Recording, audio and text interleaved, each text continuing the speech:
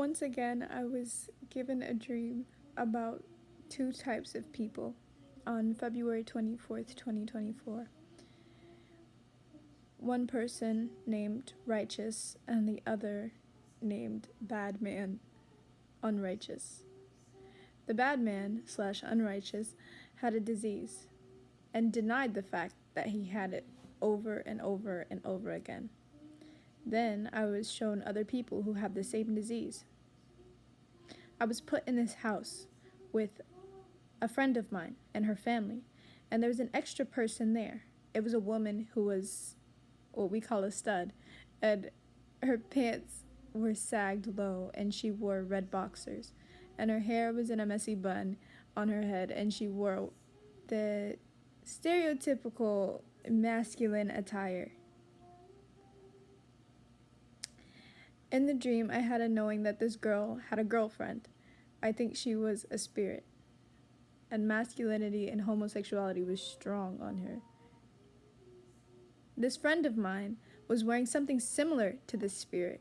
She wore black pants with boxers beneath them and a studded belt. And when I looked between the two of them, they looked to be dressed the same. And it troubled me.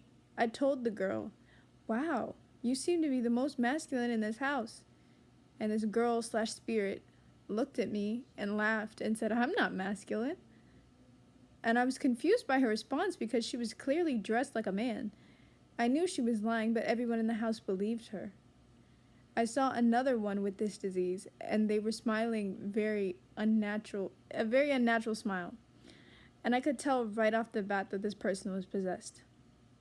At the end of the dream, it was revealed to me that the disease being spoken of was sin. Deuteronomy 22 verse 5 says, "The woman shall not wear that which pertaineth unto a man, neither shall a man put on a woman's garment, for all that do so are an abomination unto the Lord thy God." Beloved, this world has been so deceptive when it comes to the line between women's clothing and men's clothing. Especially the church. Don't you find it strange that we know when a man is clearly wearing a woman's garment, but when a woman is wearing a man's garment, we say, "Oh, that's just a tomboy," or "Oh, she's just expressing herself." It makes no sense. The double standard makes no sense.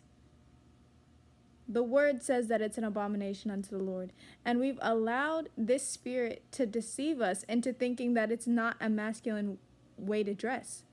Just as in the dream, when the spirit claimed to not be masculine and everyone in the room believed her. We've come to believe that men's clothing on a woman is not masculine, that it's simply normal, when in the spirit you look like a lesbian, which is also condemned in the Bible. What was also emphasized was that the disease of sin is not just limited to what we wear, it's many things. And all those who are slave to sin usually can't see that they are in sin. Usually, they continue to deny the fact that they're in sin because they don't even recognize themselves as evil. The agenda of hell is to blur the gender lines, to cause confusion amongst men and women,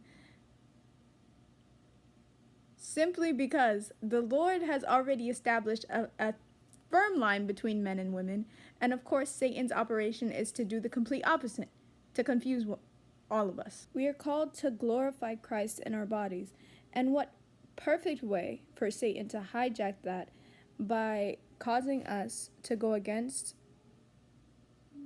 the structures that God has given us and to simply disregard them.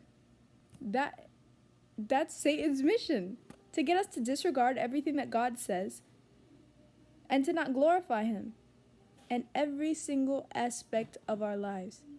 The disease of sin is rampant, and the only way to be cured of such a disease is to repent and to believe in Jesus Christ, to depart from all sin. So I urge you, brethren, to repent if you have come into agreement with men wearing women's garments and women wearing men's garments. The Lord has a certain code of conduct, and when we trespass against his law, we easily become infected with the disease of sin. So please repent and turn away from these things. God bless.